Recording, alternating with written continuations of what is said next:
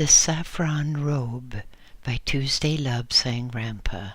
Read to you by BlueFriend in beautiful BC, January 2017. This is chapter 9. I stood on the storehouse roof, standing high above the surrounding ground. Before me stretched the whole of the valley of Lhasa, green and beautiful, with the colored houses and the blue of the turquoise bridge. Farther, the golden roof of the Cathedral of Lhasa gleamed brightly, standing erect as it had stood for centuries, weathering the storms. Behind me, although at this time I did not turn my head, was the happy river, and beyond, the towering range of mountains with the passes leading up ever higher and descending through great gorges, great canyons, until one could turn one's head and see the last of Lhasa. Then straighten up and carry on in the direction of India, and to see part of Nepal, part of Sikkim, and part of India stretched out in front. But that was commonplace to me. I knew all about it. My whole attention now was riveted on the city of Lhasa. Below me, to the right, or rather almost directly below me, was the western gate, the entrance to the city, thronged as ever with beggars crying for alms, pilgrims hoping for a blessing from the Holy One, and traders.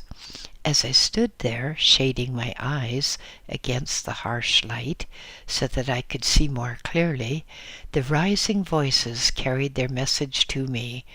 Alms, alms for the love of the Holy One. Alms that in your house of distress may be given aid too. Then from another direction, oh, this is a real bargain. 10 rupees only, 10 Indian rupees, and you can have this precious bargain. You will never see the like of it again, for our times change. Or, I'll tell you what, you've been a good customer. Let us make it 9 rupees. You give me 9 rupees now, and I will pass this over to you, and we part good friends. From the ring road just below, the pilgrims were going along, some stretching their length, rising and stretching their length again, as if that peculiar form of locomotion would give them some salvation.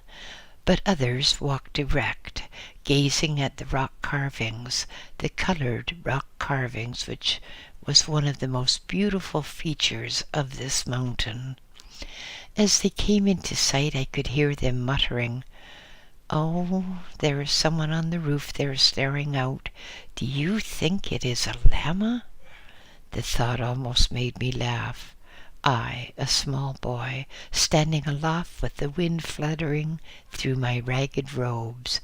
I, a lama? No, not yet, but I would be in time.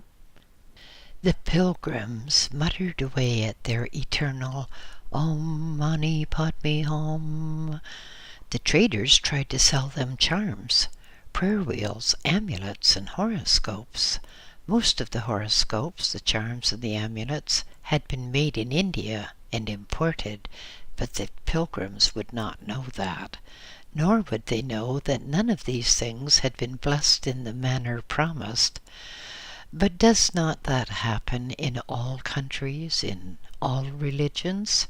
Aren't traders the same everywhere? I stared out from my lofty perch, staring out in the direction of Lhasa, staring out, trying to penetrate the light haze which was formed by the yak dung fires being lit to warm the houses, for a nip was coming to the air. The weather was definitely worsening. I looked up at the snow-laden clouds racing overhead, and I shivered. Sometimes it was remarkably hot, perhaps 40 degrees Fahrenheit at this time of day, but then, by night, it would drop far below freezing.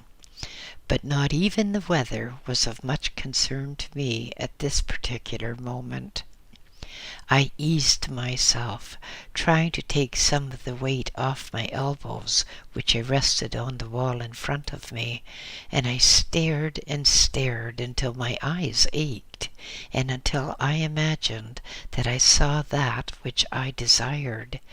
At one time I started up in high excitement. A lama in a scintillating saffron robe was coming into sight. I started up in such excitement that my treacherously weak legs betrayed me, and I toppled back, knocking the wind from me, and making me gasp for seconds before I could scramble to my feet again and peer on in the direction of Lhasa. But no, the wearer of the saffron robe was not the Lama whom I sought. I watched him riding along with his attendants, watched him enter the ring road there, and saw the pilgrims make way for him and bow in his direction as he passed. Then, after half an hour or so, he came up the path before me. As he did so, he looked up and saw me and made motions with his hands, which I correctly understood to mean that my guide would be coming shortly. This was a kindness, and a kindness which I greatly appreciated, because high lamas were not much in the habit of paying attention to small boys. But as I already had good reason to know there were lamas and lamas, some were remote, completely austere, withdrawn from the emotions of life, while others were jolly, always ready to help another, no matter his rank or age or situation in life. And who was to say which one was the better, the austere or the compassionate? My choice was the compassionate man, who could understand the miseries and the sufferings of small boys. From a higher window, a window which I could not reach because I was just an acolyte, a head protruded and looked down. The face had a mustache. I bowed my head reverently, and when I looked again at the face, it had vanished. For a moment or two I stood in contemplation, hoping that I had not caused annoyance by climbing up here onto this roof. As far as I knew, I was not breaking any rules. This time I was trying desperately hard to behave and not do anything which would cause me to be delayed in seeing my guide when he returned. Over at the slightly higher Shakpuri, I could see monks going about their business. They seemed to be going in procession around the walls, and I thought that no doubt they were giving thanks that another batch of herbs had arrived from the highlands where they grew. I knew that a party of monks had recently arrived from the annual herb gathering in the highlands, and I hoped that before too long I would be a member of such parties. From afar off there came a trail of smoke. I could see a small group of men milling about. Presumably they were brewing their tea so they could make sampa. Traders, that was clear, for there was no colored robe among them, just the drab colors of traders, and these all wore their fur hats. The chill wind was growing once again. Down below, traders were gathering up their goods and scurrying for shelter. The pilgrims were crouching on the lee side of the mountain, and the beggars were showing remarkable agility. Some, in fact, even forgot their pretended illnesses as they hurried to get away from the approaching sandstorm, or rather dust storm. The valley of Lhasa was habitually swept clean by the gales which swept down from the mountains, blowing everything before them. Only the larger stones remained in place. Dust, grit, sand, all were swept away. But with every high wind, fresh sand and dust came upon us, sand borne by great boulders which had been rocking and swaying in the mountains, and then perhaps had collided with some other rocks and shattered, forming pulverized stone, which, becoming windborne, swept down upon us. The wind, so suddenly having arisen, pressed hard against my back, plastering my robe tightly to the stone wall in front of me, pressing so hard I could hardly move. Grimly I clung to the wall, trying to get finger holds, trying to let myself sink down so that I should be a bundle on the roof and thus afford the wind little grip for it to lift me. Painfully I let my knees fold. With infinite caution I lowered myself so that I could form a tight ball with my face and head protected from the stone-laden gale. For minutes the wind howled and shrieked and seemed to threaten to blow away the mountain itself. The wind howled louder than any of our trumpets ever blared, and then on the instant, remarkably, strangely, there came complete silence, a dead calm. In the silence I heard a sudden laugh, a girl's laugh from somewhere in the bushes. "Oh," she said, "not here in this holy place, that is sacrilege." Then a giggle, and a young man and a girl sauntered into view, hand in hand, as they crossed towards the western gate. I watched them idly for a few moments, and then they strolled out of sight and out of my life. I stood and stared again, over the tops of the trees along in the direction of Lhasa. But the storm had left us, and it was now at Lhasa. The view was blanked out.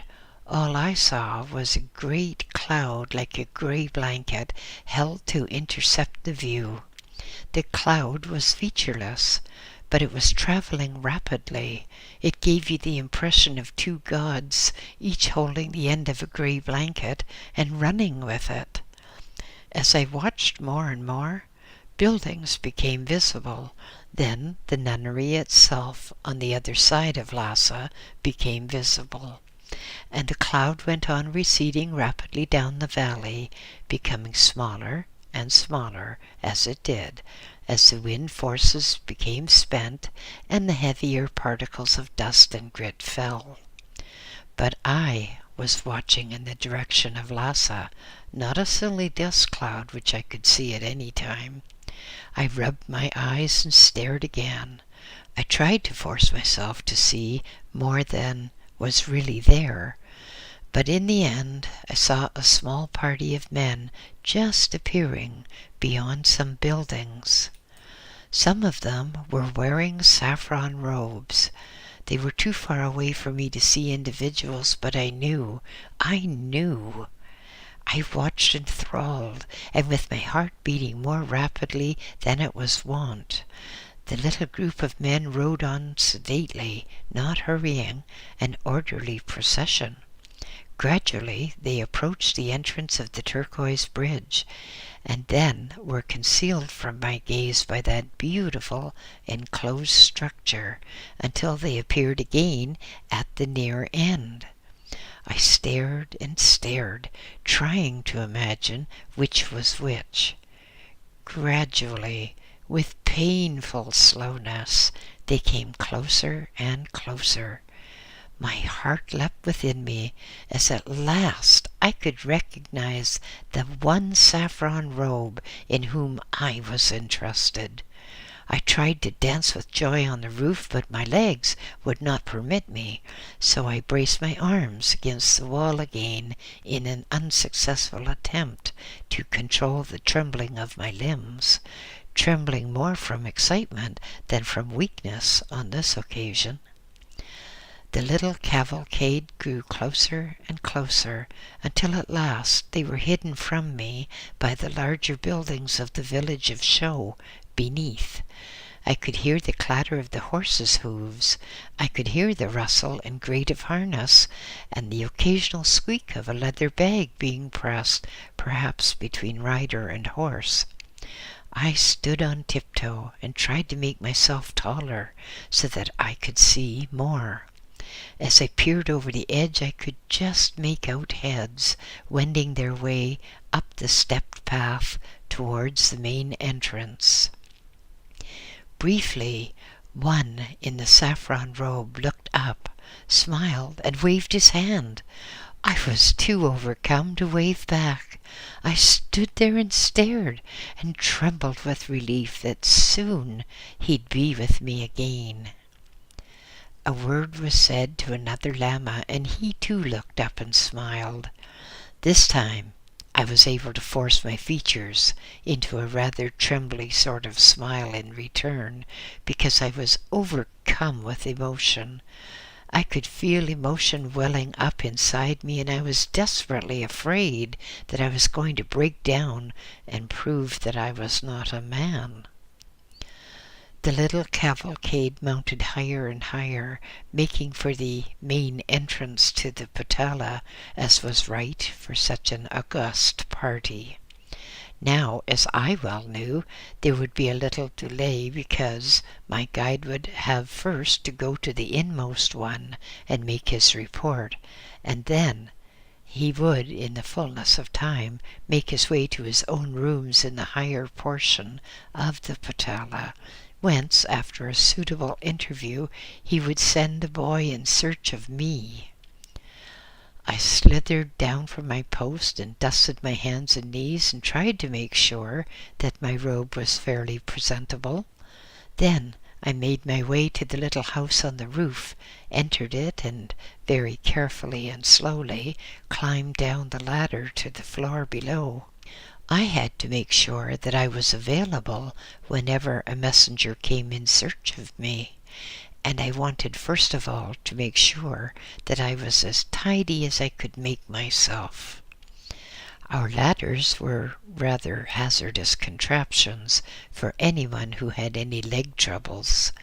They consisted of a substantial pole, well smoothed, and with notches cut on each side, so that one put one's leg, or rather one's foot, on the left side, and then one put the right foot to a higher notch on the right side, and one climbed up in that manner with the pole between one's knees.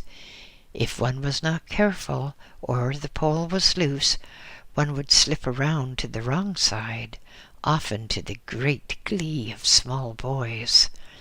A menace of which had to be wary of was often the pole ladders would be slippery with butter, because when one climbed a pole with a butter lamp in the hand, often the butter which had melted would slop and add to one's problems. But this was not the time to think of ladders or butter lamps. I reached the floor, carefully dusted myself off again, scraped a few dabs off of congealed butter, and then I made my way into the boys' part of the building. In our dormitory, I walked impatiently to the window and peered out, kicking my heels against the wall as a sign of my impatience. I peered out, this time out of sheer boredom, for there was nothing I wanted to see outside. The one I wanted to see was inside. In Tibet, we do not use mirrors, not officially, that is, because mirrors were considered a vanity. If any person was caught looking in a mirror, it was considered that he was thinking more of carnal things than of spiritual things. It was a great help in keeping to this attitude that we had no mirrors. On this particular occasion, however, I urgently desired to see what I looked like, and so I made my way surreptitiously into one of the temples, where there was a very shiny copper plate. It was so shiny that after I had rubbed the hem of my robe across it a few times, I was able to look into the surface and get an idea of what I looked like.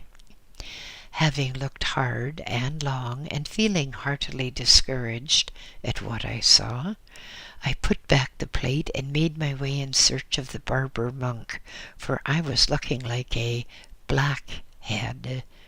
In Tibet, blackheads are people who are not in holy orders.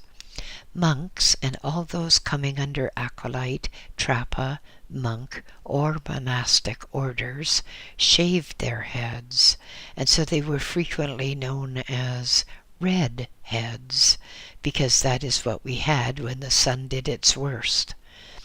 On the other hand, lay people had their heads covered with black hair, and so they were known as blackheads. It should be added here that we also referred to saffron robes when we meant the higher lamas. We never said the wearer of the saffron robe, but only saffron robes. In the same way, we talked of red robes or gray robes, because to us the robe was the thing, as indicating the status of the person inside it. It was also clear to us by Tibetan logic that there must be a person inside the robe, or the robe would not be able to move about. I made my way deeper and deeper along the sloping corridors of the Potala, and then at last I approached the rather big room where the barber monk plied his trade. He was one who was called a monk by courtesy, because it seemed to me that he never left his particular room, and certainly never attended services. I strolled along the corridor and entered his door. As usual, the place was filled with hangers-on, shiftless monks who hung about. The barber monk, the kitchen monks, in fact, anywhere where they could skulk and just waste their own and somebody else's time. But today there was quite an excited air about the place, and I looked to see the reason. On a low bench there was a pile of remarkably tattered and torn magazines. Apparently, one of the monks had done some service for a group of traders, and the traders, out of the kindness of their hearts, had given him a whole load of magazines and papers which they had brought for various purposes from India. Now there was quite a throng of monks in the barber monk's room, and they were waiting for another monk who had spent some time in India and thus could be presumed to understand what was in the magazines. Two monks were laughing and chattering over some pictures in a magazine. One said to the other laughingly, "We must ask Lobsang all about this. He should be a specialist on such things. Come here, Lobsang." I went over to where they were sitting on the floor, looking at pictures. I took the magazine from them, and then one said, "But look, you have the magazine upside down. You don't even know which way to hold the thing." Unfortunately, to my shame, I found that he was right. I sat down between them and looked at the most remarkable picture. It was of a brownish color, sepia, I think the correct term would be, and it depicted a strange-looking woman. She was sitting on a high table in front of a bigger table, and on a framed affair on the bigger table there was a picture, or reflection of the woman. Her dress really intrigued me because it seemed to be longer than a monk's robe. She had a remarkably small waist, which appeared to be belted tightly to make it even smaller, yet her arms were heavily padded, and when I looked at her chest, I found myself blushing with embarrassment because her dress was remarkably low, dangerously low, I should say, and I found to my shame that I wondered what would happen if she bent forward. But in this picture she was keeping a rigidly straight back. As we sat there looking at the picture, another monk came in and stood behind us. We took no notice of him. One of the people milling around said, "Whatever is she doing?" The monk who had just entered bent down and read what was written beneath, and then he said grandly, "Oh, she is merely making up her face. She is applying lipstick, and when she has done that, she will use eyebrow pencil. That is a cosmetic advertisement." All this confused me beyond belief. Making up her face? Putting on lipstick? Putting on eyebrow pencil? I turned to the English reading monk behind me and said, "But why does she want to mark where her mouth is? Doesn't she know?" He laughed at me and said, "Some of these people, they put red or orange around their lips. It is supposed to make them more attractive. And when they have done that, they do these things to their eyebrows and perhaps to their eyelids. And when they have finished with that lot, they go on and put dust on their faces, dust of various colors." All this seemed very strange to me, and I said, "But why hasn't she got her dress on covering the top part of her body?" Everyone laughed at me, but everyone took a jolly good look to see what I was getting at. The English reading monk laughed loudest of all, and he said, "If you see these Westerners at their parties, you will find that they wear very little on their chests, but a very great deal below the waist." I pored over the pictures, trying to understand what they were all about.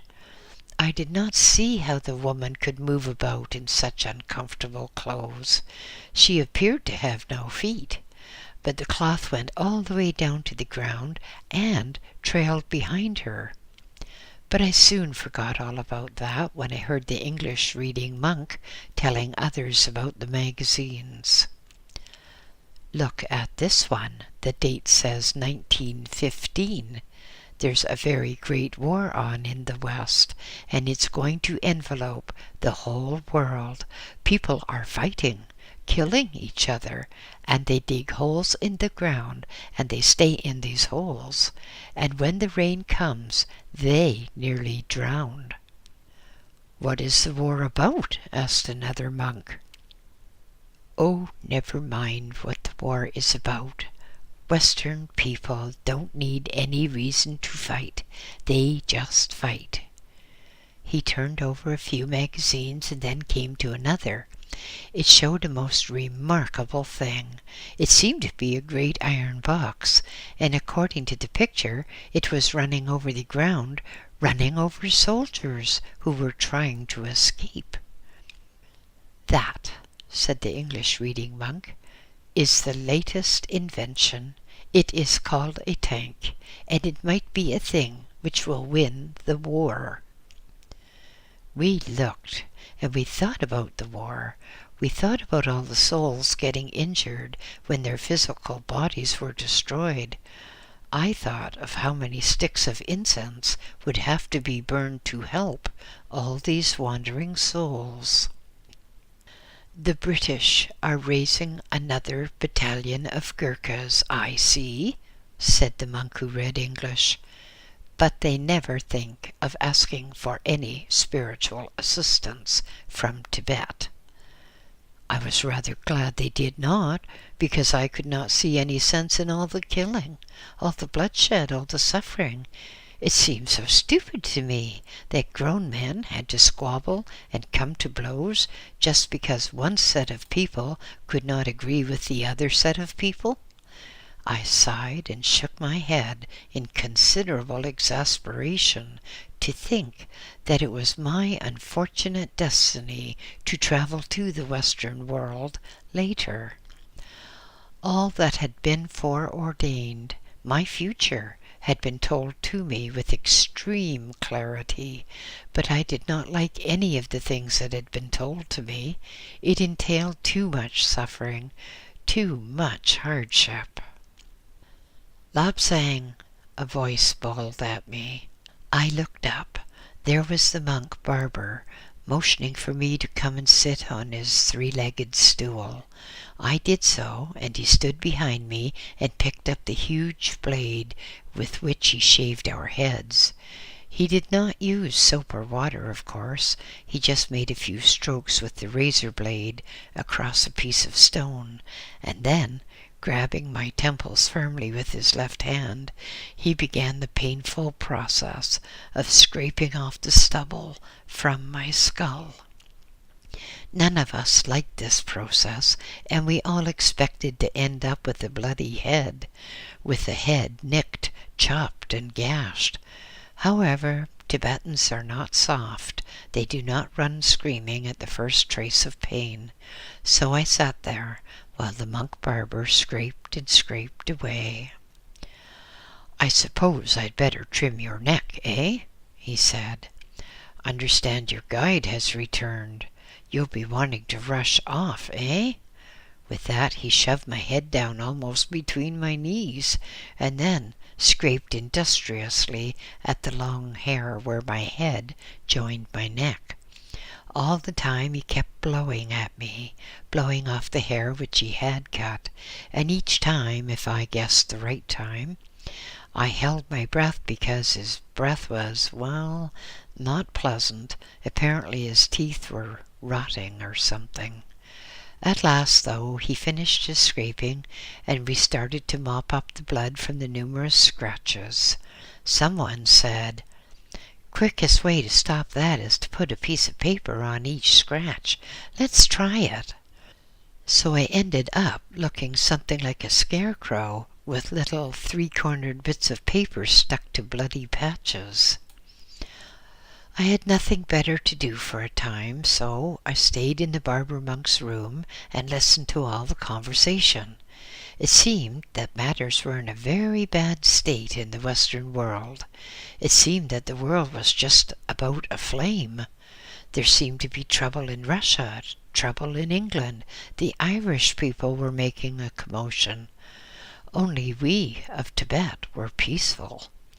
I fell silent as I recalled the prophecies which had been made about Tibet centuries before, and I knew that in our time, in my lifetime in fact, we of Tibet would have our own troubles.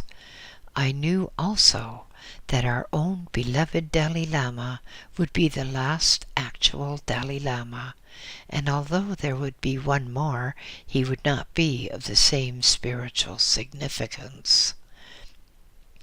Idly, I turned over a page and saw a most extraordinary picture. It seemed to consist of a lot of boxes, with pieces cut out of the sides, and out of the sides people's faces were peering. The boxes were all joined together, and they seemed to be drawn along by some monster which was belching smoke. There were circular things beneath the boxes, and there seemed to be two lines between them. I could not at all make out the significance of what it was. I did not know at the time that they were wheels, and what I was seeing was a train, because in Tibet the only wheels were prayer wheels. I turned to the English-reading monk and tugged at his robe. Eventually he turned to me, and I asked him to tell me what it said. He translated for me that it was a British troop train taking soldiers to fight in the fields of Flanders. Another picture fascinated me and thrilled me beyond all explanation. It was of a contraption that appeared to be a kite with no string keeping it in touch with the ground. This kite seemed to be a framework covered with cloth, and in the front of it there seemed to be a thing which, by the representation of the picture, must have been revolving. And I saw that there were two people in this kite, one in the front and one sitting close behind. The quite friendly English-reading monk told me that it was an airplane, a thing that I had never heard of before. I resolved that if I were ever expelled from the lamasery or from the order, I would not be a boatman, but I would instead be one of those people who flew those strange kites which they had in the West. And then, as I turned those pages, I saw another thing, a thing which frightened me speechless for a time, and that was a feat in itself, for this thing appeared to be a long tube covered with cloth or some sort of material, and it was shown as if flying above a city and dropping great black things on the city. Other pictures showed the black things landing, and showed a flash and damage as buildings flew up into the air.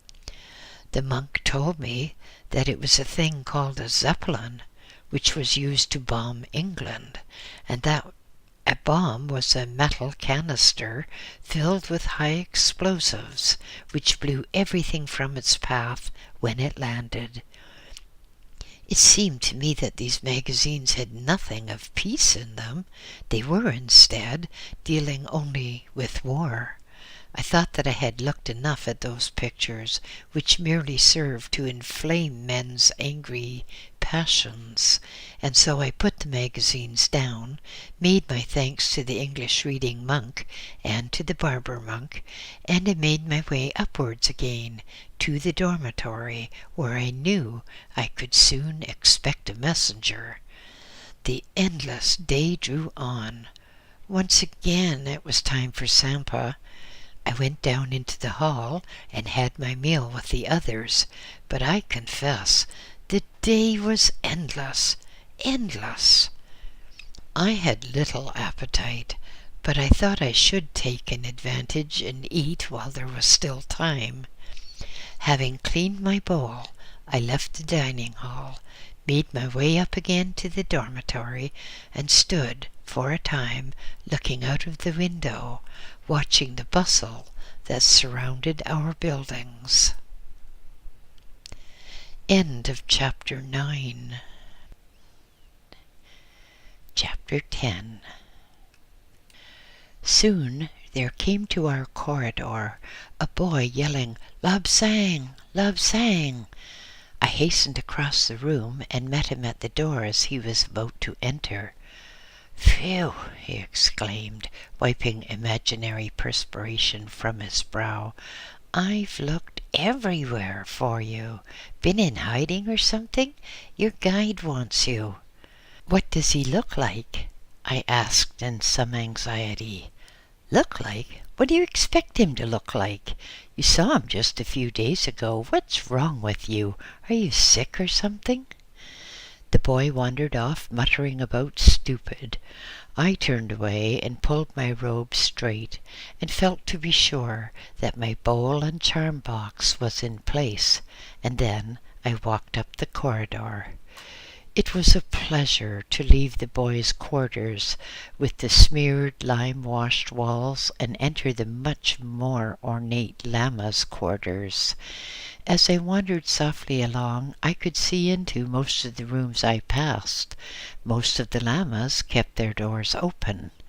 Here an old man was fingering his beads and reciting endlessly, "Om Mani Padme Hum." Another was reverently turning the pages of some old book, looking unceasingly for yet another meaning from the scriptures. It rather bothered me to see these old men trying to read between the lines, trying to read into writing those messages which were not put there in the first place. Then they would burst out with, "A new interpretation of the scriptures by Lama so-and-so." A very ancient man with a straggly white beard was gently twirling a prayer wheel and crooning to himself as he did so. Yet another was declaiming to himself, practicing for a forthcoming theological debate in which he was to take a leading part. "Now don't you come here bringing dirt to my clean floor, you young squirt," said a testy old cleaning monk as he leaned on his brush and eyed me balefully. "I don't work here all day for the likes of you." "Go and jump out of the window, old one," I said rudely as I walked past him. He stretched out and tried to grab me, but tripping over his long brush handle, fell to the floor with a resounding thud. I hastened my steps so as to have a head start before he could climb to his feet. No one took any notice. Prayer wheels still hummed and clacked, the declaimers still declaimed, and voices still intoned their mantras. In some near room an old man was hawking and clearing his throat with horrid noises. He went in his endless attempt to obtain relief. I walked on. These corridors were long, and I had to walk from the quarters of the lowest form of lamastic life to almost the highest, to that of the very senior lamas. Now, as I progressed towards the better area, more and more doors were shut. At last, I turned off the main corridor and entered a small annex, the domain of the special ones. Here, in the place of honor, my guide resided when at the Patala. With a rapidly beating heart, I stopped at a door and knocked. "Come in," said a well-loved voice. I entered and made my ritual bows to the shining personage sitting with his back to the window. The Lama, Minyardondap, smiled kindly at me and very carefully looked at me to see how I had fared during the past 7 days or so. "Sit down, Lobsang, sit down," he said, pointing to a cushion placed before him. For some time we sat while he asked me questions. Most difficult to answer some of them were, too. This great man filled me with the deepest feelings of love and devotion. I wanted nothing more than to be continually in his presence. "The inmost one is very pleased with you," he remarked, adding idly, "and I suppose that calls for some sort of celebration." He stretched out his hand and tinkled a small silver bell. A serving monk entered and brought a low table, one of those ornate things carved and with many coats of color.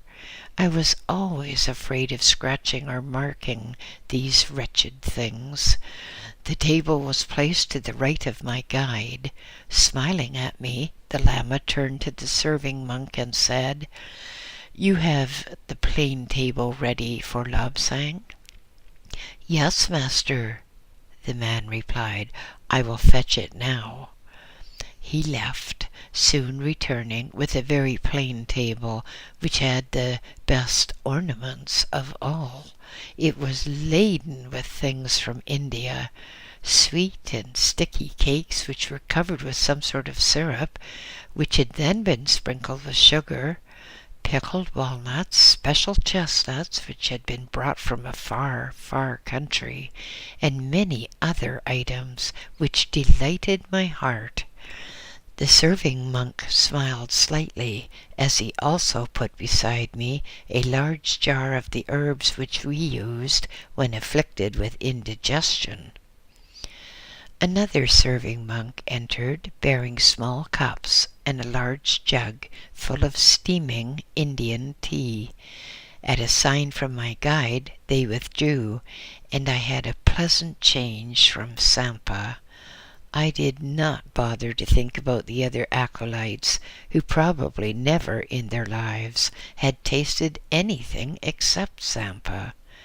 I knew quite well that probably Sampa would be their only food for as long as they lived, and I consoled myself with the thought that if they suddenly had a taste of these exotic foods from India, it would make them dissatisfied. I knew that I was going to have a hard time in life. I knew that soon there would be very different foods for me, so in my small boy's smug complacency, I thought there was nothing wrong in having a foretaste of pleasant things to compensate for the unpleasant things which I had already endured. So I ate more than I should have with complete tranquillity.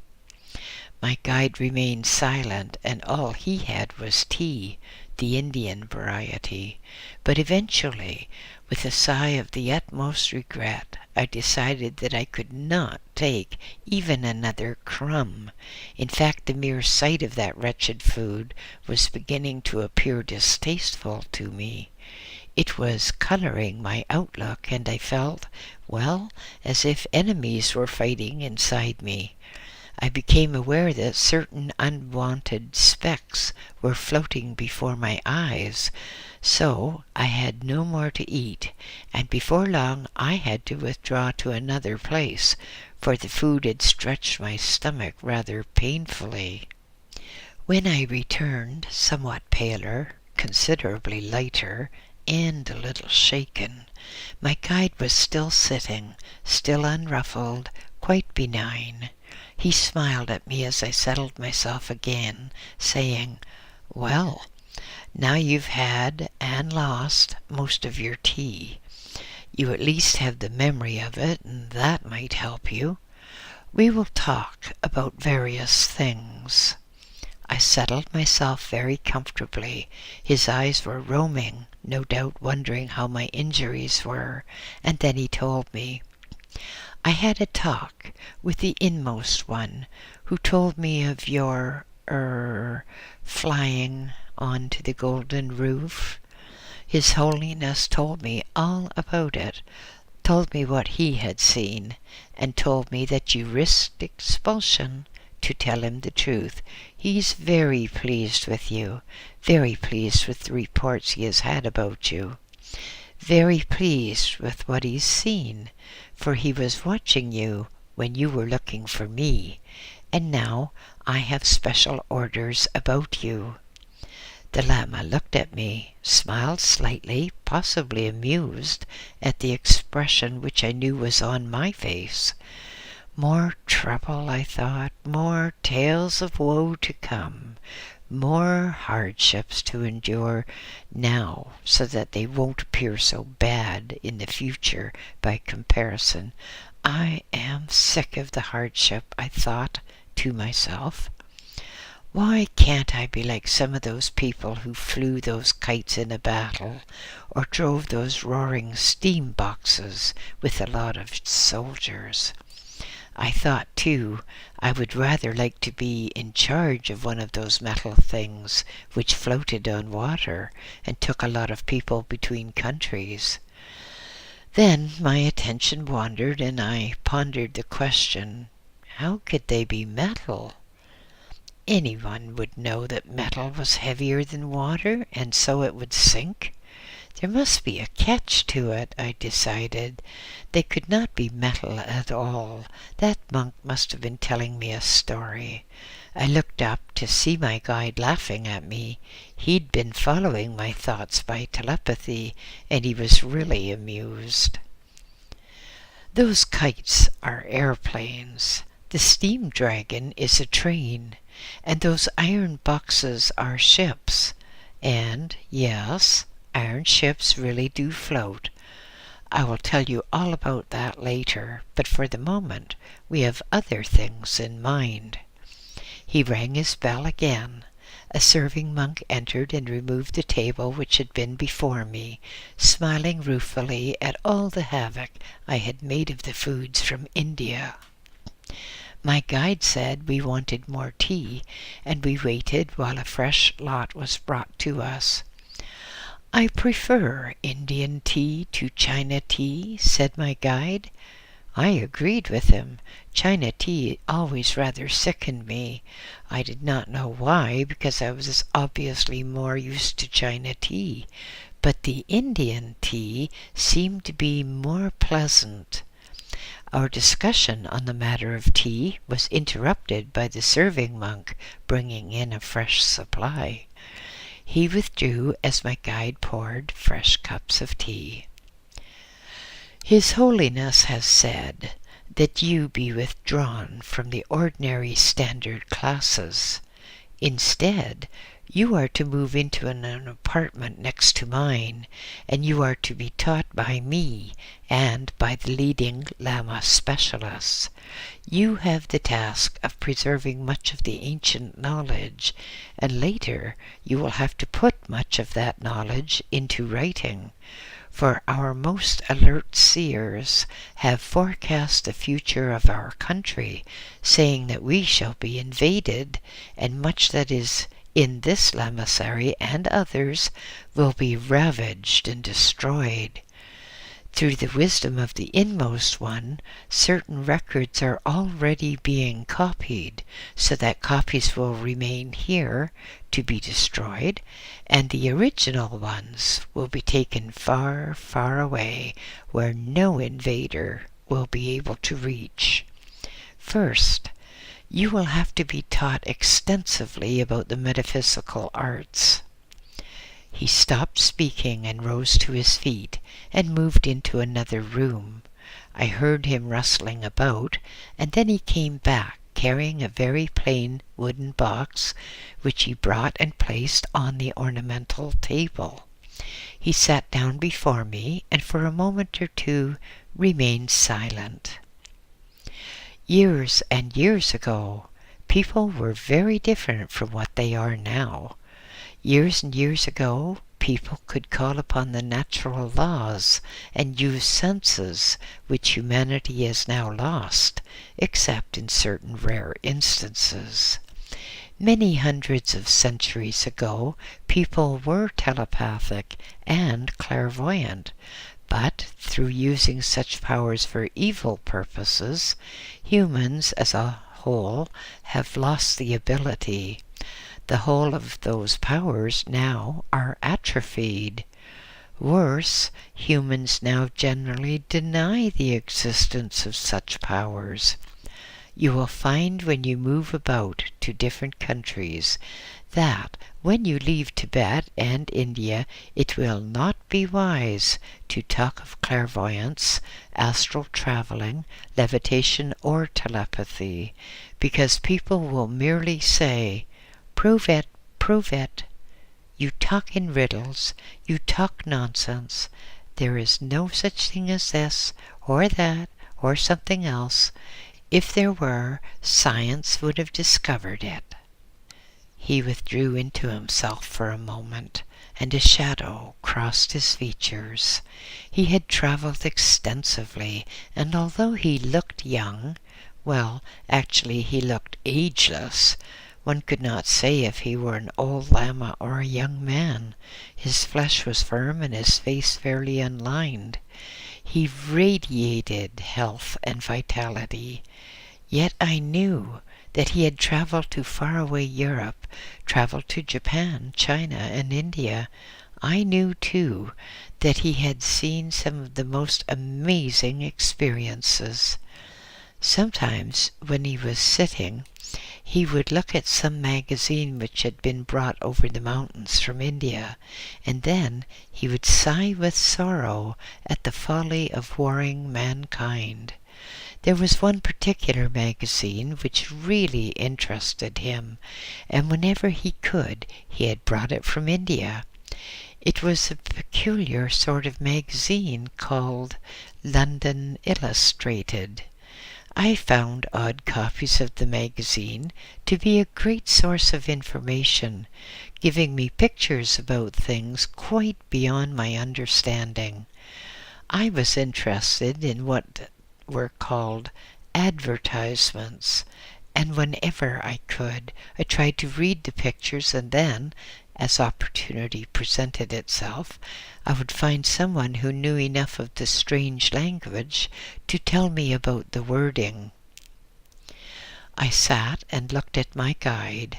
Occasionally I looked at the wooden box which he had brought out and wondered what it could possibly contain. It was a box of some wood quite foreign to me. It had 8 sides to it, so that, as near as anything, it was round. I sat for some time wondering what it was all about, what was in it, why he had suddenly lapsed into silence, and then he spoke. Labsang, you have to develop your very high degree of natural clairvoyance to an even higher state, and the first thing is to get to know this. Briefly, he motioned to the 8-sided wooden box, as if that would explain everything, but it just led me into a deeper state of confusion. I have here a present which is given to you by order of the Inmost One himself. It is given to you to use, and with it you can do much good. He leaned forward and with 2 hands picked up the wooden box and looked at it for a few moments before putting it in my hands. He put it very carefully in my hands and held his own hands nearby in case I, boy-like, should be clumsy and drop it. It was a surprising weight, and I thought it must have a lump of stone inside it to be so heavy. "Open it, Labsang," said the Lama Mingyar Dandap. "You will not get any information about it by just looking at the box." Dumbly, I turned the thing in my hands, hardly knowing how to open it, because it was 8-sided, and I could not see how the top fitted on. But then I grasped the top and somehow gave it a half-twist. The top domed portion came off in my hands. I peered at it, and it was just a lid, so I put it down beside me while I devoted my attention to what was in the box. All I could see was a lump of cloth, so I grasped that and went to lift it out, but the weight was quite amazing. I spread my robe carefully so that if there was anything loose inside, it would not fall on the floor. And then, with my hands over the box, I inverted the box and took the weight of the contents on my fingers. I put down the now empty box and devoted my attention to the spherical object wrapped up in a dead black cloth. As my busy fingers unwrapped the thing, I gasped in fascinated awe, for revealed to me now was a very wonderful, quite flawless crystal. It was indeed crystal, not like the glass used by fortune-tellers, but this crystal was so pure that one could hardly see where it began and ended. It was almost like a sphere of nothingness as I held it in my hands. That is, until I contemplated the weight. And the weight was quite formidable. It weighed as much as a stone of the same size would weigh. My guide looked at me smilingly. As I met his eyes, he said, "You have the right touch, Labsang. You are holding it in the correct manner. Now you will have to wash it before you can use it, and you will have to wash your hands as well." "Wash it, Honorable Lama?" I said in some amazement. "Whatever should I wash it for? It's perfectly clean, perfectly clear." "Yes, but it is necessary that any crystal be washed when it changes hands, because the crystal has been handled by me, and then the Inmost One handled it, and I handled it again after. So now you do not want to delve into my past or my future, and it is of course forbidden to delve into the past, present, or future of the Inmost One. Therefore, go into the other room," he motioned with his hand to the direction I should take, "and wash your hands. Then wash the crystal, and make sure that you pour water over it so that it be running water. I will wait here until you have finished." Very carefully I wrapped up the crystal and eased myself off the cushion where I had been sitting, placing the crystal on its center so that it could not fall off onto the ground. When I had regained my feet and was standing more or less securely, I reached and lifted the cloth wrap bundle and left the room.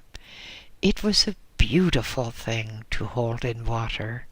As I rubbed my hands around it under the water, it seemed to glow with life. It felt as if it were a part of me.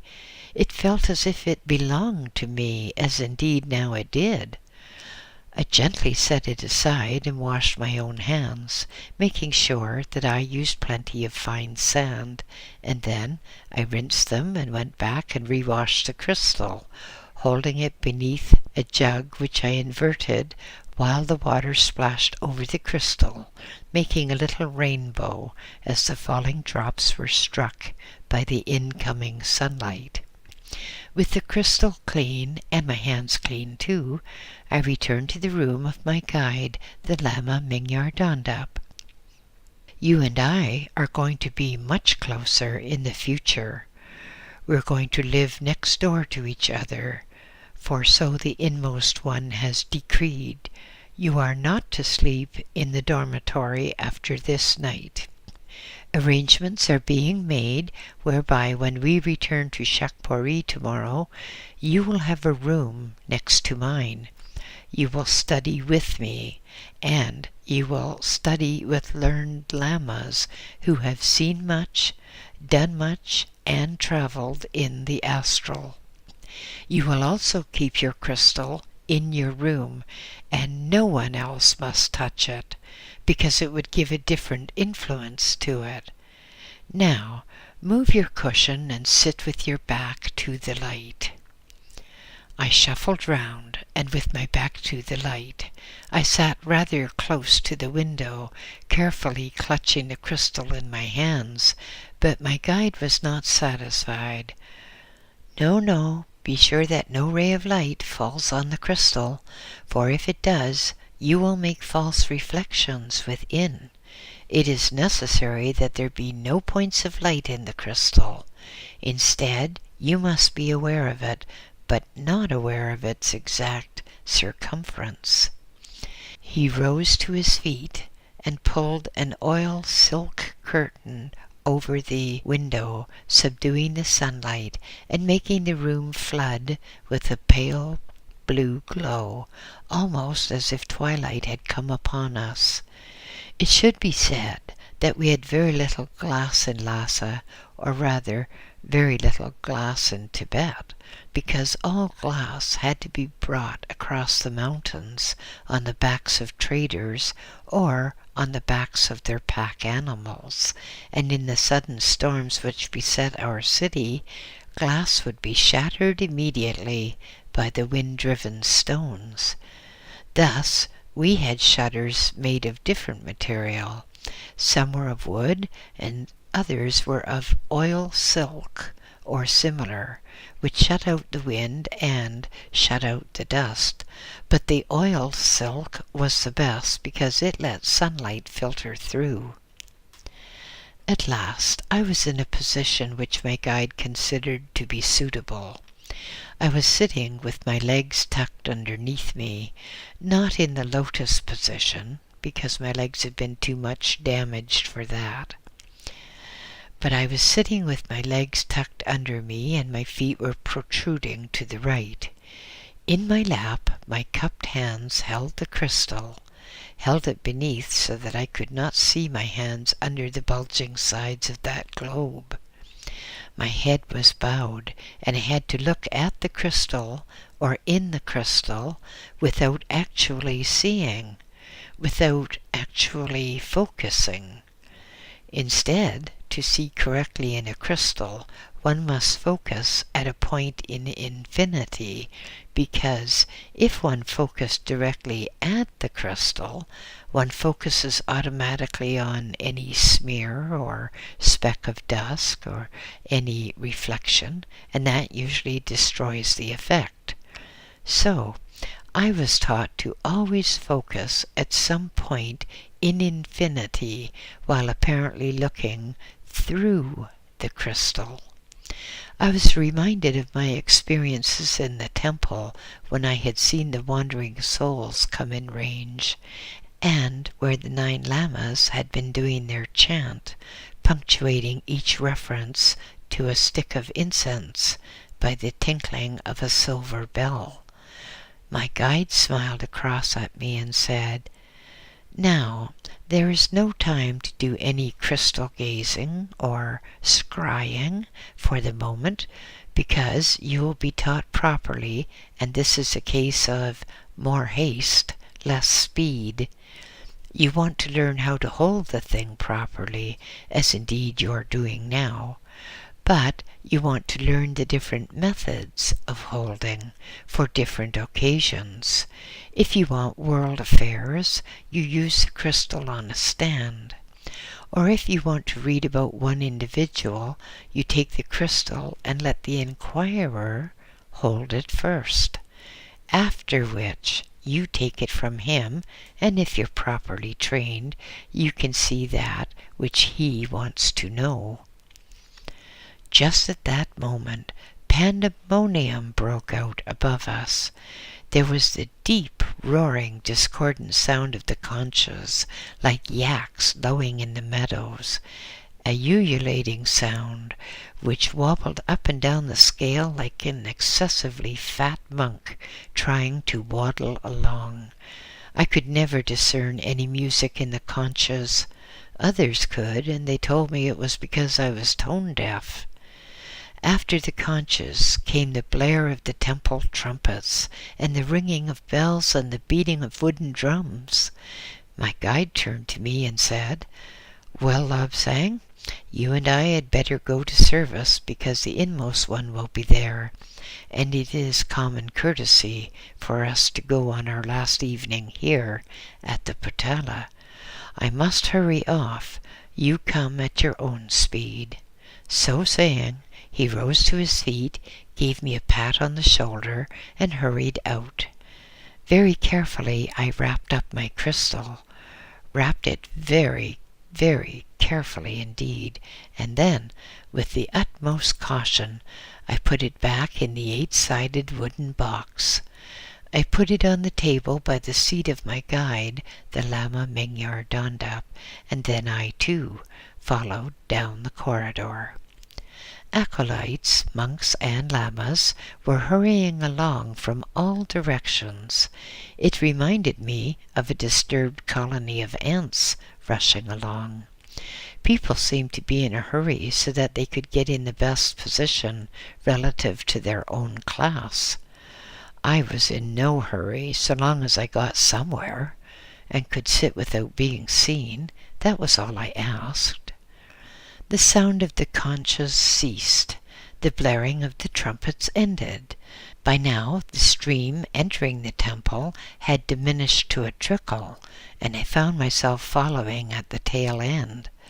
This was the great temple, the temple at which attended the inmost one himself when he had time from his world duties to come and mix with the lamas.